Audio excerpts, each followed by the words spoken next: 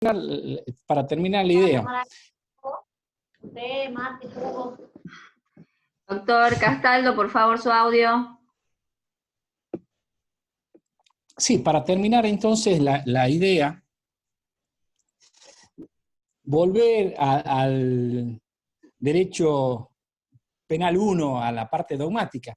Si no hay una acción típica, antijurídica y culpable, entonces no hay un presunto hecho delictivo. En consecuencia, tiene un valladar el poder penal del Estado para intervenir. Y si se trata de una presunta infracción, debe intervenir el Poder Ejecutivo, no el Ministerio Público Fiscal. Es un aspecto a tener en cuenta para hacer planteos institucionales en contra del Ministerio Público Fiscal y que pone en evidencia una vez más algo que lo expuso en un magnífico libro Carlos Santiago Nino a comienzos de los años 90 en ese libro denominado Un país al margen de la ley. Y aparte la supuesta multa que se está aplicando no tiene un mínimo ni un máximo. Y no está, digamos, si no hay imputación, por lo menos tendría que haber un decreto o algo que la fije. Y no existe eso. Y como decía recién el doctor Gómez, yo calculo que cuando estos tiempos de pandemia pase y esas causas empiecen a querer solucionarse, yo pienso que enseguida va a estar planteado la competencia o la excepción como competencia, ¿no? Sí, porque además de una flagrante violación a las garantías de la defensa en juicio y del debido proceso, ese dinero es entonces compulsivo, es confiscatorio y viola el artículo 17 de la Constitución Nacional, incluso otras disposiciones constitucionales, y es verdaderamente preocupante, y celebro que en este conversatorio se pongan en evidencia los problemas para buscar solución, porque lo peor que se puede hacer es ocultar los problemas, sobre todo cuando existe gravedad institucional, porque esto adquiere gravedad institucional en tanto y en cuanto excede la preocupación de un abogado, de un grupo de abogados, porque es la sociedad toda la que debe comprometerse, y además se puede ver nuevamente el carácter discriminatorio y selectivo con el que el Ministerio Público Fiscal actúa en estos casos. O sea, volvemos a la prisión por deuda. Quiere decir que la persona, hemos retrocedido 2 siglos y más, ¿sí? Quiere decir que la persona que no tiene capacidad económica debe estar privada de la libertad hasta que se cumplan los plazos máximos que establece el código, porque no tiene dinero para, comillas, llegar a un acuerdo económico con el Ministerio Público Fiscal. Pero lo preocupante es que existen modelos de acuerdos económicos que revelan la complicidad del Ministerio de la Defensa. Insisto, porque es algo muy importante esto, y pone en evidencia también que las prácticas que se conservan hasta la actualidad no condicen con la expresión de deseos o sobreactuación de quienes pretenden ingresar al sistema adversarial. Porque en un sistema adversarial, desde el momento en que una persona pierde su libertad ambulatoria a través de la aprehensión, inmediatamente se realiza la audiencia de control de detención. Y no es necesario irnos tan lejos. En Catamarca existe la audiencia de control de detención. Es decir, inmediatamente se lleva a cabo la audiencia, y ahí la persona está con un defensor que participa activamente en esa audiencia. Entonces, vuelvo a repetir la importancia que tienen los comportamientos y cómo debemos modificarnos si es que no se quiere hacer naufragar al sistema adversarial, porque esas prácticas no se pierden de un día para el otro y en el fondo siempre se conservan las mañas. Hola, doctor. Facundo Toscano. Buenas tardes, Gustavo. Buenas tardes. Hola, Gerald. Después puedo conversar con vos, o sea, después puedo hacer un interrogante, una apreciación más que nada. Yo he visto la nota. Sí. Perdón.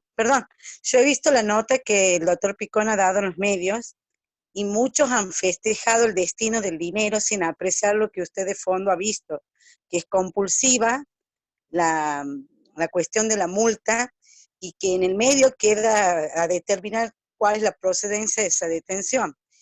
Lo triste es que en el país muchos han adherido a esto y hasta aquí no han hecho planteamiento los colegas de la inconstitucionalidad, de la violación a los derechos de garantía y todo lo que corresponde. El problema mayor lo vamos a tener cuando volvamos a la actividad y hay gente que no quiera pagar porque lamentablemente no solo es compulsiva, sino que les han exigido un valor tan exorbitante como el valor de un ¿cómo se llama? Un respirador, y que en el caso que no lo puedan abaratar, hacen la división del valor de ese costo entre otros que también están privados o tienen la misma situación.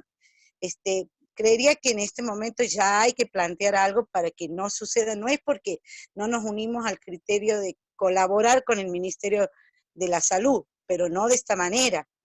Yo personalmente considero que es, como usted dice, es muy compulsivo y la gente no está con asistencia letrada, doctor. Esa es la realidad. No nos permiten ni el acceso, tampoco a la cercanía de poder asesorarlos. Es mi opinión. Sí. Hola. Me gustaría agregar antes un aditamento a lo que se estaba diciendo.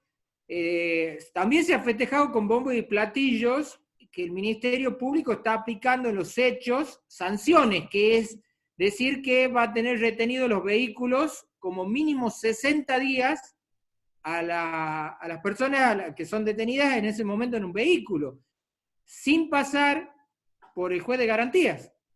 Lisa y llanamente aplican una sanción. Es que ese tema, Facundo, ese tema no es tan así. Según yo lo que leí que publicó, creo que el fiscal Picó, es que no es que no te va a entregar, sino que por una cuestión de seguridad sanitaria o salud pública, y como estamos en aislamiento, vos como propietario tenés que estar en cuarentena, entonces para evitar que toda esa gente circule por la ciudad y vaya a buscar su vehículo, recién en 60 días van a poder realizar el trámite para retirarlo. Esa es la interpretación que le di yo al comunicado ese, ¿no? Pero es ilegal, Walter. Puede tener toda la buena intención que vos quieras, pero es ilegal. No, porque no lo estoy apoyando, no te digo, pero pasa que está puesto el orden público, la salud pública, y ya sabemos, somos...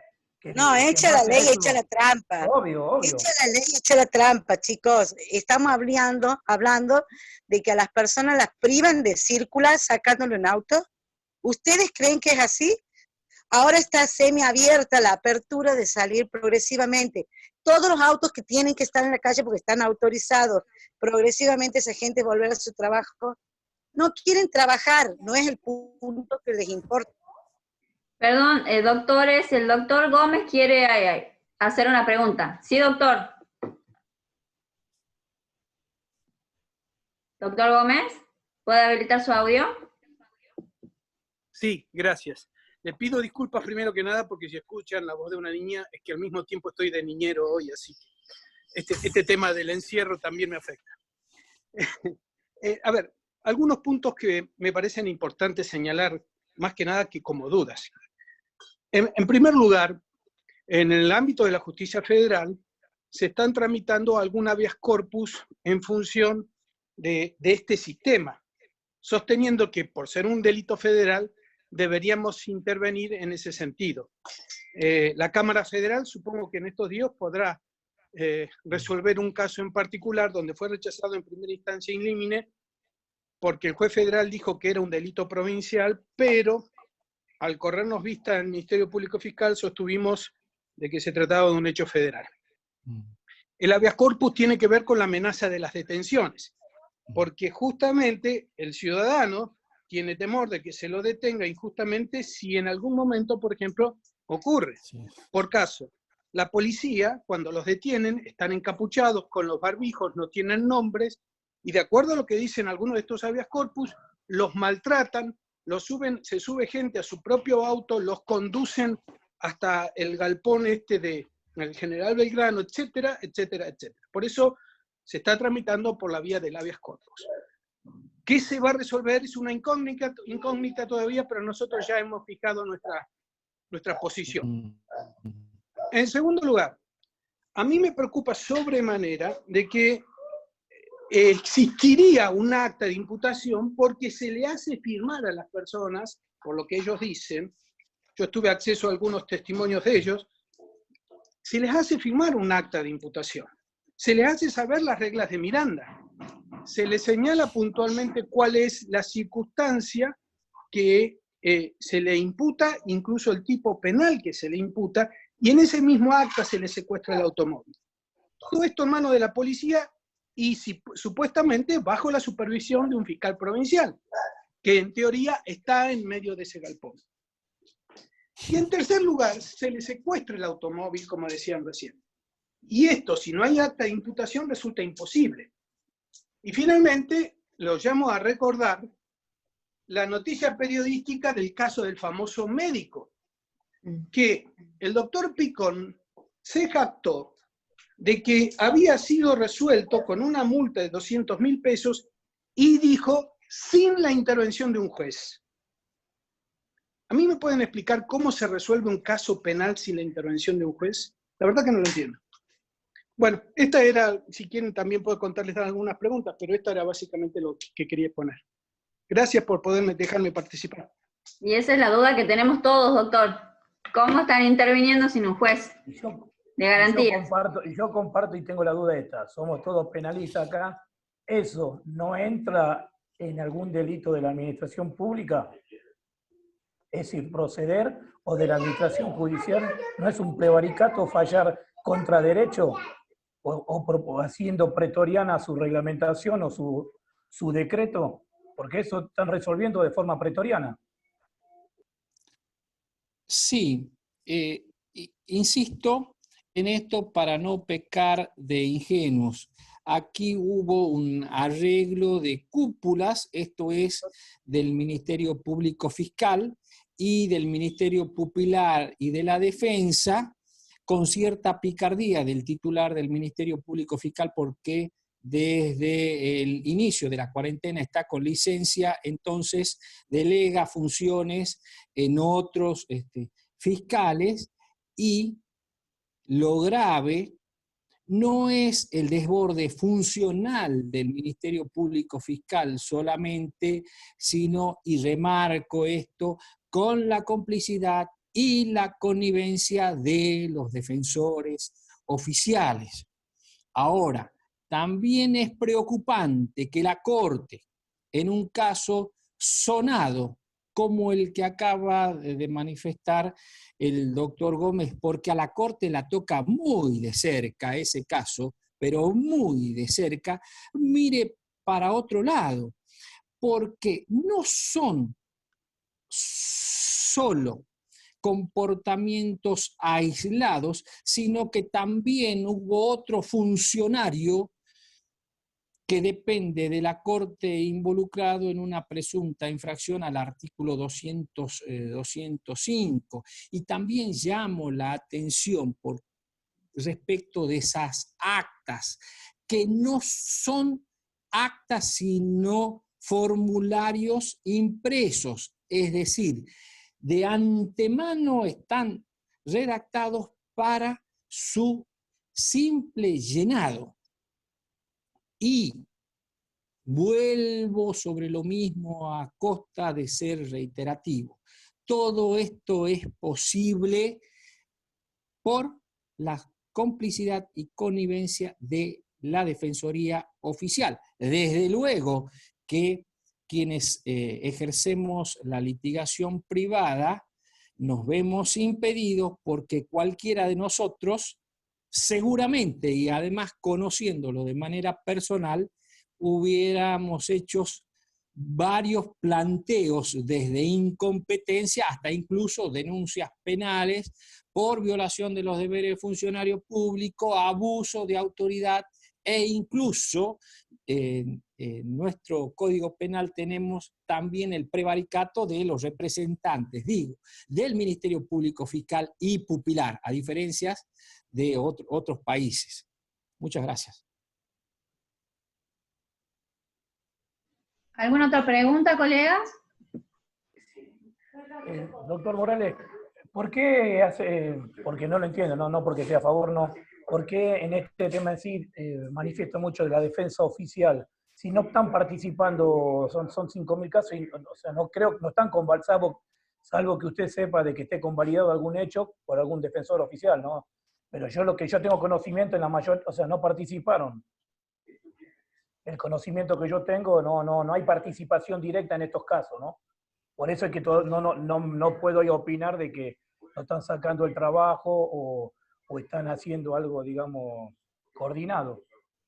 Es mi punto de vista, ¿no? Y la pregunta es por qué lo recalca.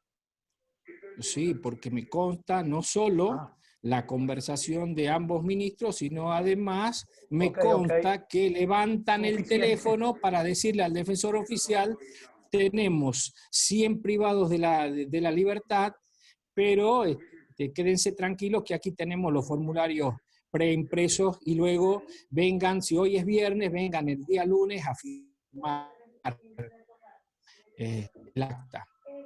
¿Sí? Entonces, si lo que se trata es de modificar los sistemas de resolución de conflictos, debemos empezar por los comportamientos transparentes. Pero también llamo la atención, presten mucha atención a la carencia de importancia que le da el Ministerio Público Fiscal a los hechos de violencia de género, que se quedan en una prohibición de acercamiento de 30 o 60 días, luego van a archivo y antes que la causa sea archivada, la víctima de lesiones leves es víctima de un femicidio. Y esto es también política criminal de la peor calidad, porque no solo hay una política criminal formal, sino una política criminal subterránea, como la hace el Ministerio Público Fiscal de Tucumán, porque responde a criterios de selección: qué hechos investigo y qué hechos no me interesa investigar. Y le di un ejemplo muy concreto que adquirió una enorme repercusión pública. Una víctima que un día domingo denuncia lesiones de su pareja agresora, la policía inmediatamente comunica a unidad de decisión temprana. Unidad de decisión temprana tarda 3 días en remitir a la Fiscalía de Violencia de Género y la remitió 2 horas después del femicidio de esta mujer. Y no es un hecho aislado. Entonces, presten mucha atención. En consecuencia... Doctor, es un hecho concreto, eso es un hecho concreto. Yo lo que estoy viendo es una farsa que hay, por ejemplo, en las resoluciones alternativas o la suspensión de juicio a prueba. Para uno sí, para otro no. Me ha pasado, en hecho, y yo soy parte, que he llegado a suspensión de juicio a prueba y en otros casos, por hechos más leves, no me han permitido. O sea, no hay un criterio formulado y encima, que yo pienso, en una opinión personal, que ahí es donde tendrían que estar manifestando, porque no tendría que llegar ninguna a esa solución, pero bueno, está pasando que es muy subjetivo por parte del Ministerio Público especializado en violencia de género y en los correccionales a cuál sí y a cuál no. No hay un criterio Bueno, qué criterio se va a tomar para esa decisión, ¿no? y bueno, para eso está la Corte, quien se sienta disconforme con el fallo, y que la Corte interprete la Convención de Belén do Pará y la Ley 26.485, la Ley de Protección Integral de las Mujeres. Ahora, sáquense el disfraz si no les interesa. Entonces, no tengamos, por un lado, discursos feministas y por otro lado, prácticas que en realidad lo que están fomentando es el Comparto feminicidio. totalmente. Y yo Hay lo un que discurso estoy... feminista, para mí están creadas oficinas relacionadas al tema solamente para ocupar cargo, pero ninguna se ocupa realmente del tema en sí. Ahora, lo que quiero decir es que en un sistema adversarial esto no sucede. Y si sucede, quedan expuestos. Porque es muy importante que tengan en cuenta que en el sistema adversarial el verdadero contralor es el pueblo, porque todas las audiencias son orales y públicas. Y es una forma también del pueblo de comprometerse y de ejercer su soberanía en la administración de justicia. Doctor, ¿qué opinión te merece este sistema sui generis que estamos practicando o transitando acá en la capital, con una ley 6.203 vigente, con los artículos de la ley 8.903 vigentes? Ya sabemos derechos de la víctima, derechos del imputado, y lo que hace a las salidas alternativas también, del 27 al 34. Es decir, ¿cómo se está haciendo las audiencias? Vos hablas del sistema adversarial que de alguna manera los termina exponiendo en una audiencia a las personas que son operadores de este sistema, pero por ejemplo he participado de audiencias en las que nada de lo que informa un sistema adversarial, como es la igualdad de armas, la buena fe, la posibilidad de la defensa, de ofrecer la prueba en una audiencia, se están dando, por ejemplo, aquí en Capital. Sí. A ver, primero, lo que advierto es que el andamiaje judicial en Tucumán es una especie de Frankenstein. Concepción por un lado, Monteros por otro, en el que todo es escrito durante la investigación penal preparatoria, y una hibridez total en el Centro Judicial Capital, con algunos magistrados que con buen tino llevan a cabo audiencias, sobre todo de control de medidas de coerción. Otros siguen el sistema escriturista y tienen los mismos vicios, con una Cámara de Apelaciones que ha sido pionera en la incorporación de facto del sistema adversarial, y que es bastante prolija en la realización de las audiencias, y eso es loable, y con una corte que sigue encerrada en compartimentos estancos. Incluso quiero decir, allá por mediados de los 90 hubo un intento de modificación del artículo que regula el recurso de casación para que sea sostenido de manera oral en la Corte de Tucumán, y fueron los vocales de la Corte quienes abortaron esa propuesta. Ahora, es cierto la crítica que usted hace en algunas audiencias, pero lo verdaderamente importante es que sale a la luz, por ejemplo, la falta de preparación del Ministerio Público Fiscal, o la existencia de una defensa deficiente, e incluso de una decisión de mala calidad. Cito un ejemplo, aún cuando pueda resultar autorreferencial, en Concepción, en el marco de un habeas corpus, la verdad que era pésima la decisión de un magistrado, pero al ser la audiencia oral y pública y al quedar el registro de lo sucedido en soporte digital, me permitió realizar una denuncia en la justicia federal por violación a la ley de estupefacientes, es decir, a la ley 23.737, que en un sistema escriturista eso no hubiera sido posible. Lo importante es que se noten los errores, que se adviertan los vicios y que se busquen soluciones.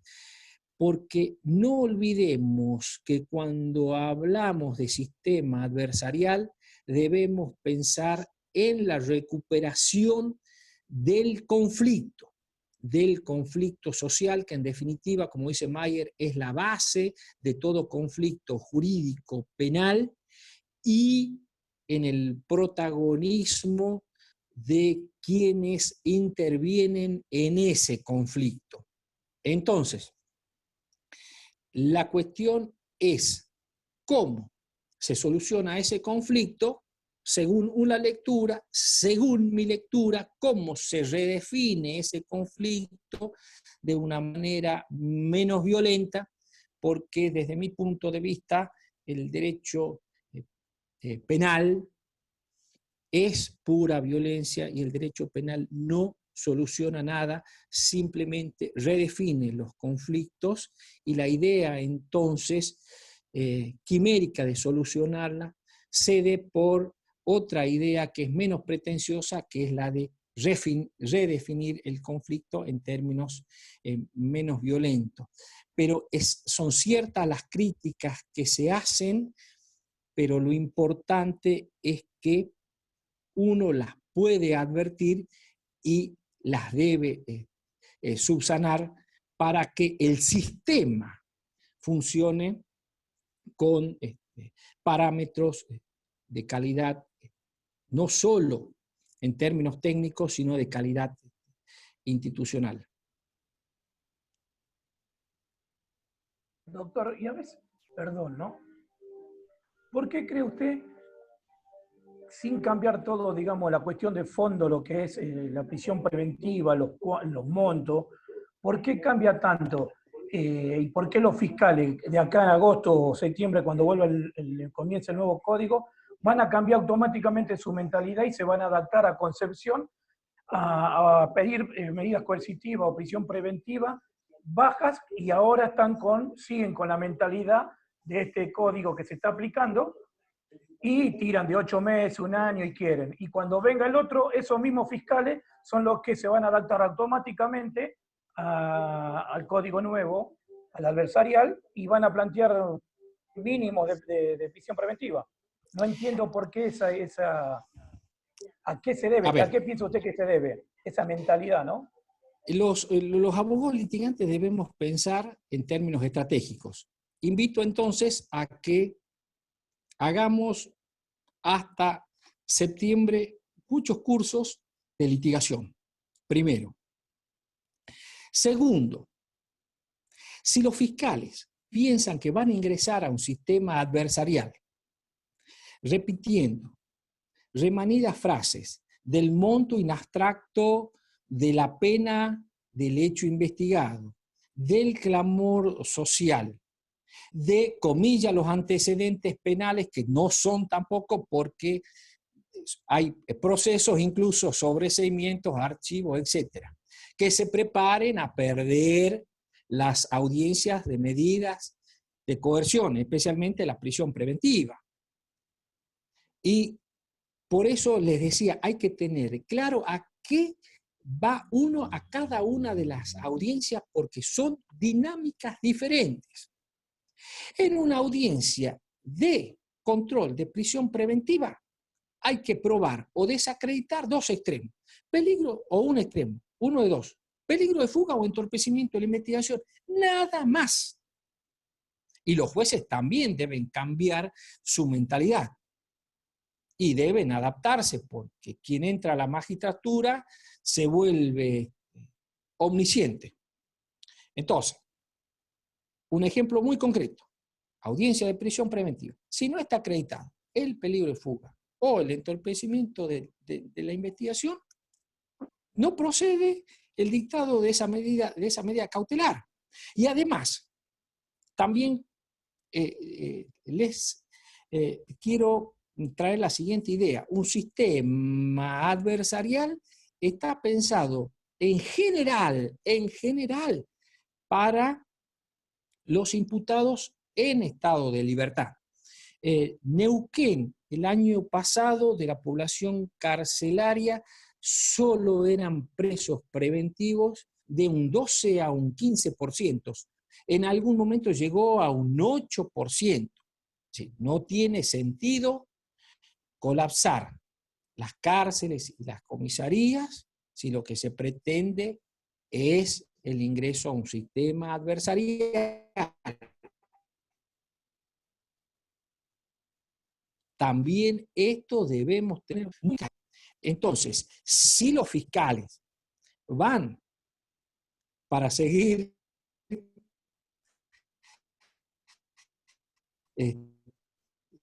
tu idea, con idea que tenemos que pensar en términos estratégicos y construir, insisto, la teoría del caso desde la primera audiencia, que es la audiencia de formalización de investigación o audiencia de formalización de la imputación. Y les repito, ahí es cuando se traza la teoría del caso y se diseña la estrategia a seguir. Por eso van a leer en cualquier autor que hable del sistema adversarial en pensar, trabajar en términos estratégicos.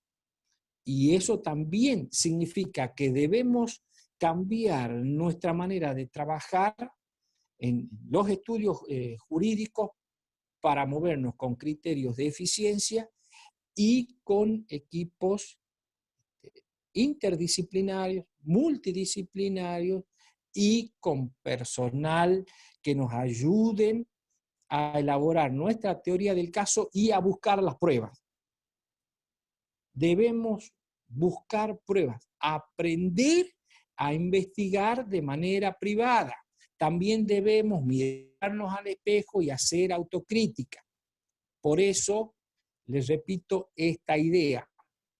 Menos papel, casi nada de papel, casi nada de tóner y más trabajo en la calle y más trabajo en la sala de audiencia, que es el único lugar donde quiere que trabajemos la Constitución Nacional, en salas de audiencia, con la palabra en un caso penal y con el control del pueblo, en cuanto a la prueba y en cuanto a la decisión judicial.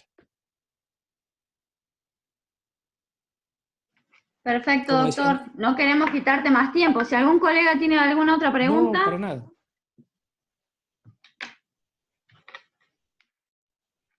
Bueno, yo una vez más, doctor, hacerte una aclaración también con respecto a lo que vos decís, de que, bueno, esto queda en un registro fílmico, tenemos la posibilidad, obviamente, de recurrir a un órgano superior para que revise esa resolución, pero caemos de nuevo en el viejo sistema. Nosotros los abogados, hasta el dictado de el sistema adversarial, y es lo que pasa ahora, estamos esperando que se resuelva conforme a derecho en una audiencia de control de acusación y formalización, perdón, no de control de acusación, sino en formalización de cargos. Esta primera audiencia que llega con una persona prendida. O sea, yo quiero que en esa audiencia el fiscal se encuentre preparado para hacer una acusación, obviamente que la defensa sea pública y privada también se esté preparado, y también el juez resuelva conforme a derecho. No quiero tener que recurrir a los medios que veníamos recurriendo, a una cámara, que me parece que es la única que nos viene escuchando en lo que venimos andando de este sistema. De eso se trata. Usted dice, hagamos capacitación, de eso se trata estas charlas, de que nos capacitemos todos, que podemos hacer un intercambio de ideas. Pero si los operadores siguen siendo los mismos y siguen teniendo la misma mentalidad, este sistema tiende a fracasar también. A ver,